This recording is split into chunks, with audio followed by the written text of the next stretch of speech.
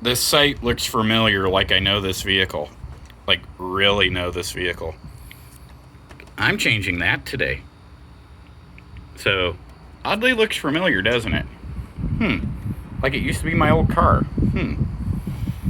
Fun times ahead for me. So guys, here are some instructions. We'll go slowly so that you know how to do this too. We are going with new compressor, and there's the old one. Apparently I have to drain the fluid out of the old one and measure it along with the new one as per the instructions. And for those of you wondering, what you have to take off to get to the AC compressor on a Pontiac Grand Prix with a 3.8, you have to take out the dog bones, you have to take out the cooling fan, battery, loosen the fuse panel, set the overflow bottle on here, it'll be okay. Take the belts off, and then you got 3 15s and a 13, 2 of them in the back. So here we go. Gonna have some more fun. So here we go. I cracked the crankcase plug, letting it drain into a measuring cup. Greasy hands.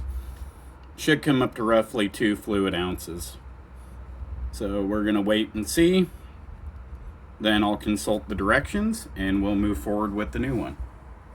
So here we go. This is the new one, doing the balancing. That's definitely got a lot more in it. Gonna have to consult the instructions. So here we go again. I have pulled vacuum right there. It's holding. Got our low side connected. High side. Now, over here is how many pounds it holds, the system. 2.2 on a 2000 Pontiac Grand Prix. It's going to end up being 3 of these cans.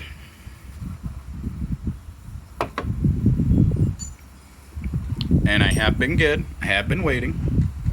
The vacuum gauge right there has not moved from that point.